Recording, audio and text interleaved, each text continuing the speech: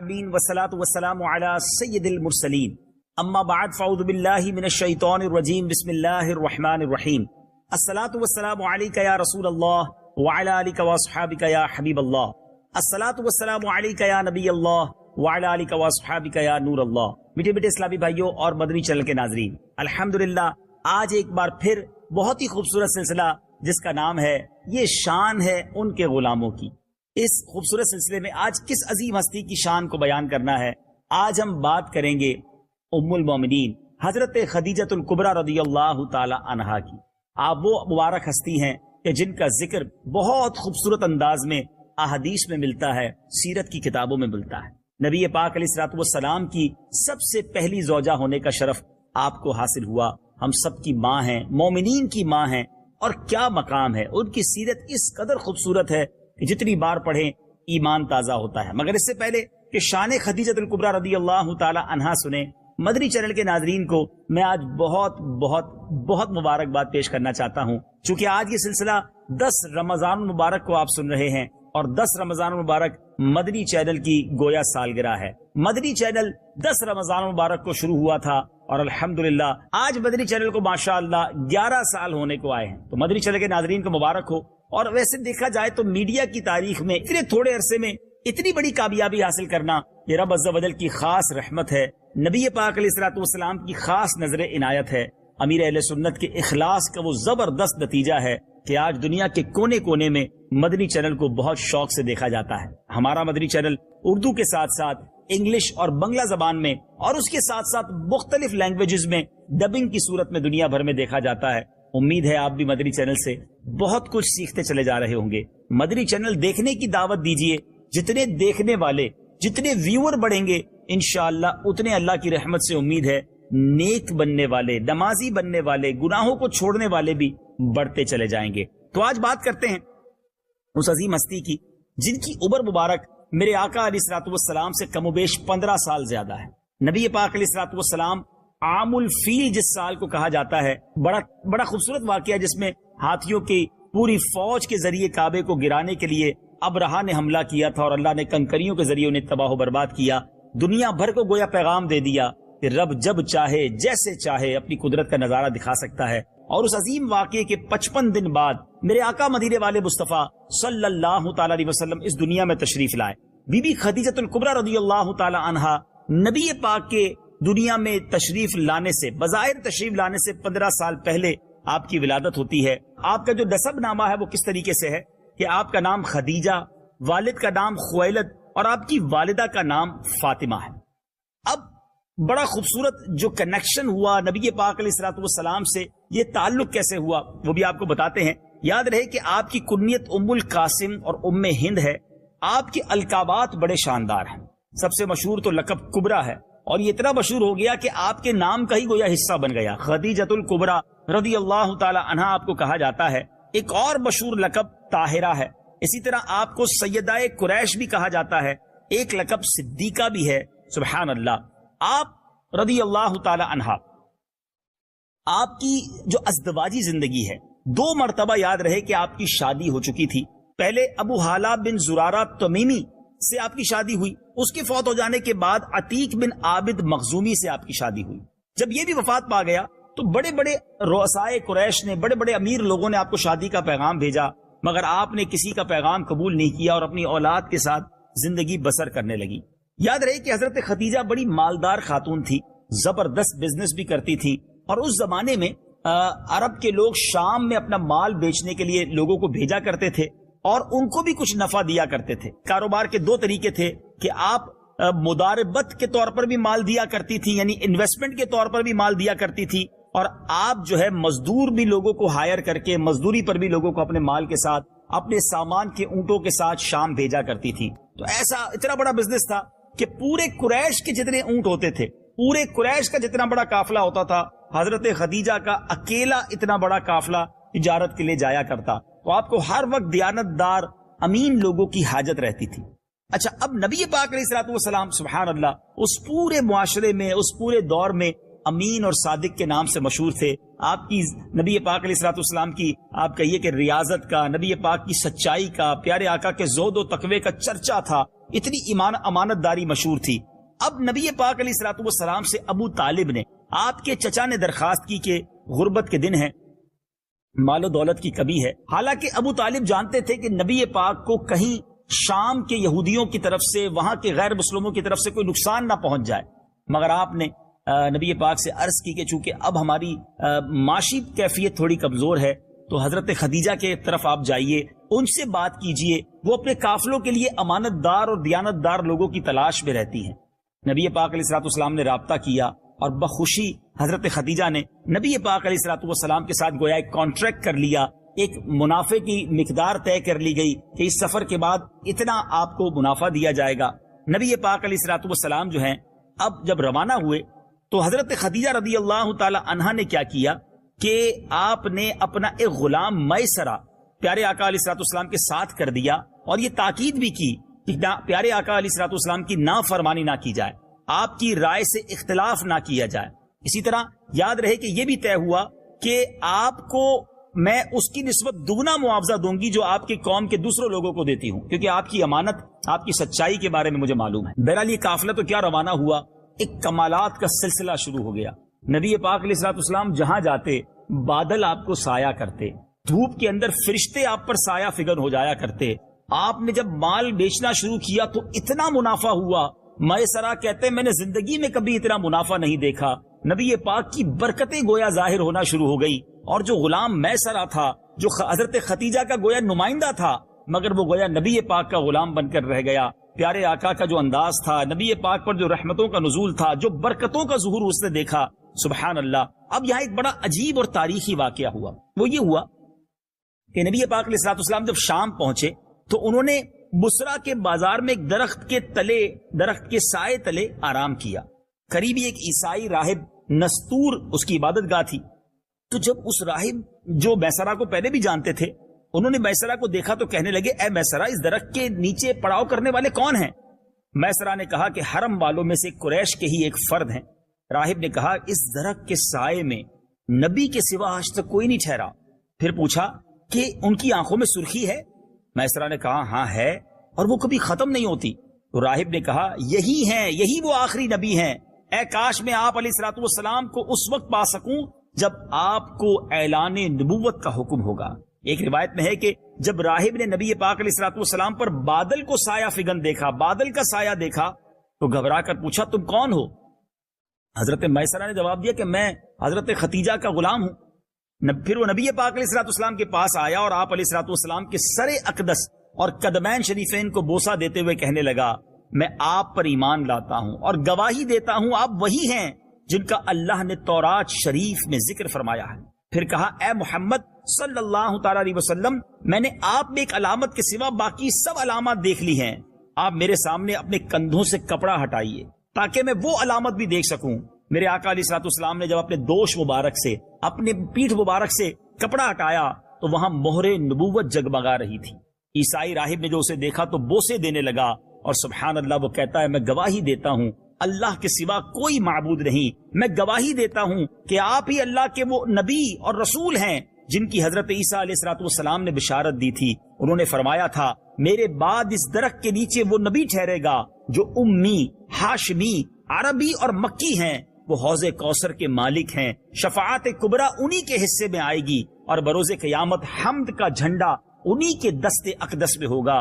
عیسائی راہب کا جب یہ کلام میسرہ نے سنا، وہ تو جس کو کہنا کہ شاکڈ ہو گئے. انہوں نے یہ ساری باتیں محفوظ کر لی. میرے میٹھے اسلامی بھائیوں، ایک بڑی ہی جس کو آپ کہیں کہ ایمان افروز بات اب میں کہنے جا رہا ہوں.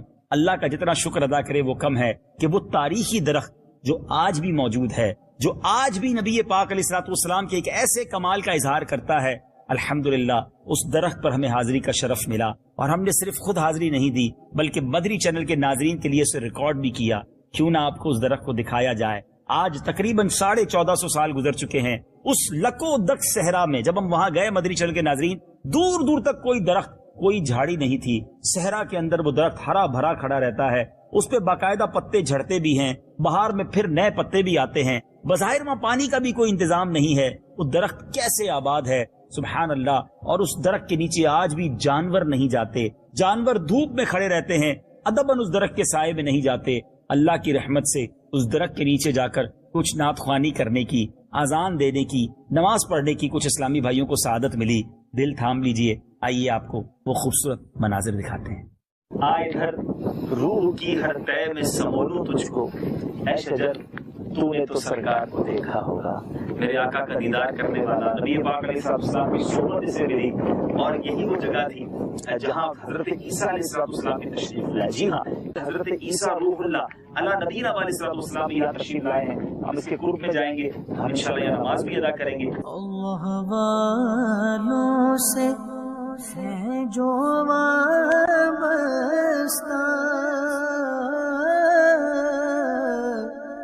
ہے مقامات مقدسہ. الحمدللہ الحمدللہ. اب یہ قافلہ جب واپس آنے لگا تو حضرت میسرہ نبی پاک سے عرض کرتے ہیں کہ حضور آپ ایسا کریں کہ آپ پہلے چلے جائیں اور حضرت خدیجہ کو جا کر خود بتائیں کہ کتنا بازار میں, کتنا اس کاروبار میں نفع ہوا, ان کو خوشخبری دیجیے. نبی پاک جب جانے لگے, حضرت خدیجہ اپنے گھر کی چھت پر کچھ خواتین کے ساتھ بیٹھی تھی. دور سے جب نبی پاک علیہ السلام کو آتے دیکھا, وہ دیکھ کر حیران رہ گئی کہ نبی پاک کے سر اقدس پر گویا فرشتے سایہ فگن ہیں, آپ پر سایہ ہو رہا ہے. بہت غور سے دیکھا, نبی پاک تشریف لائے, اور اس کے بعد جب حضرت میسرہ آئے اور انہوں نے آ کر حضرت خدیجہ کو وہ سارے واقعات سنائے کہ قدم قدم پر کس طرح ان کی برکتیں ظاہر ہوئیں, اس راہب نے کیا کہا تھا, تو اب حضرت خدیجہ رضی اللہ تعالی عنہا نے گویا یہ جان لیا کہ آپ اللہ کے نبی ہیں, اعلان نبوت فرمانے والے ہیں. اب اس واقعے کی تصدیق کے لیے حضرت خدیجہ رضی اللہ تعالی عنہا کے جو چچازاد بھائی ورقہ بن نوفل تھے, انہوں نے دین عیسائیت اختیار کر لیا تھا, آسمانی کتب کا مطالعہ بھی کیا تھا, ایک بڑے عالم تھے.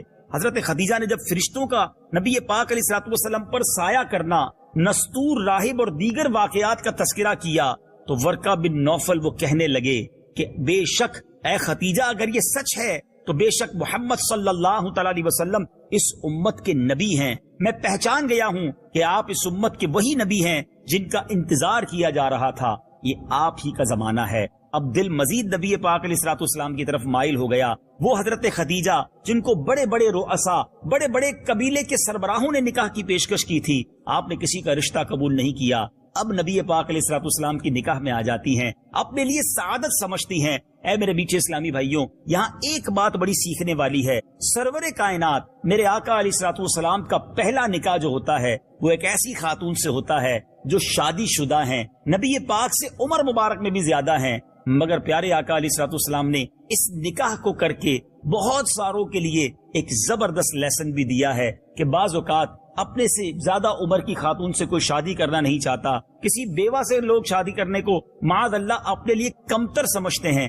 ایسا نہیں ہے. میرے آقا علیہ السلام کی سیرت کتنی پاکیزہ, کتنی خیر خواہی والی اور کیسی تقوی والی ہے کہ اپنے سے بڑی عمر کی خاتون, ایک ایسی خاتون جو پہلے شادی شدہ رہ چکی ہیں, آپ بیوہ ہیں, لیکن سبحان اللہ نبی پاک کا پہلا نکاح ان کے ساتھ ہوتا ہے, اور پھر یہ جوڑا کتنا مبارک ہے. سبحان اللہ. حضرت خدیجہ رضی اللہ تعالی عنہا ہی وہ ہستی ہیں جن کے یہاں خاتون جنت بی بی فاطمہ الزہرا رضی اللہ تعالی عنہا کی ولادت ہوتی ہے. میرے آقا کی جگر کا جو ٹکڑا جنہیں کہا گیا, بی بی فاطمہ کی والدہ, اور دوسرے لفظوں میں حسنین کریمین رضی اللہ تعالی عنہا کی جو نانی جان ہیں وہ حضرت خدیجہ رضی اللہ تعالی عنہا بنتی ہیں. سبحان اللہ. وہ کیسی ماں ہیں جن کی بیٹی جنتی عورتوں کی سردار اور جن کے نواسے جو ہیں وہ جنتی نوجوانوں کے سردار. سبحان اللہ. اب میرے میٹھے اسلامی بھائیوں, حضرت خدیجہ رضی اللہ تعالیٰ عنہ نبی پاک کی بڑی خدمت گزاری کرتی, پیارے آقا کا بڑا حوصلہ بڑھاتی.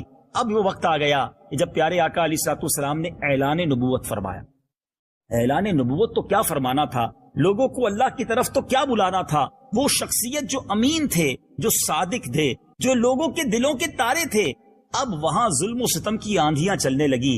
اب نبی پاک پر گویا ستم کے, ظلم کے پتھر برسائے جانے لگے, تانے دینے لگے لوگ. پیارے آقا کے لیے راہیں مشکل کر دی گئیں. حضرت خدیجہ ہر حال میں نبی پاک کے ساتھ رہی, بلکہ جب پہلی وحی کا نزول ہوا, یاد رکھیے گا پیارے آقا علیہ السلام پر غار حرا میں جب پہلی وحی نازل ہوئی, اس وقت میرے آقا علیہ السلام جو ہیں ان کے قلب اقدس پر گویا ایک کپ کپی تاری تھی. آپ گھر تشریف لائے تو بی بی خدیجہ رضی اللہ تعالی عنہا جو ہے انہوں نے کیا خوبصورت طریقے سے نبی پاک کی دل جوئی کا سامان کیا. آپ نے کہا بخدا اللہ عز و جل کبھی آپ کو رسوا نہ کرے گا، کیونکہ آپ صلہ رحمی کرنے والے، کمزوروں کا بوجھ اٹھانے والے، محتاجوں کے لیے کماتے ہیں، مہمان کی ضیافت کرتے ہیں، راہ حق میں مصائب برداشت کرتے ہیں. پھر آپ نبی پاک علیہ الصلوۃ والسلام کو ورقہ بن نوفل کے پاس لے جاتی ہیں، اور جب نبی پاک علیہ الصلوۃ والسلام کا یہ سارا واقعہ ورقہ بن نوفل کو سنایا گیا، ورقہ بن نوفل نے کہا اے بھتیجے آپ کیا دیکھتے ہیں؟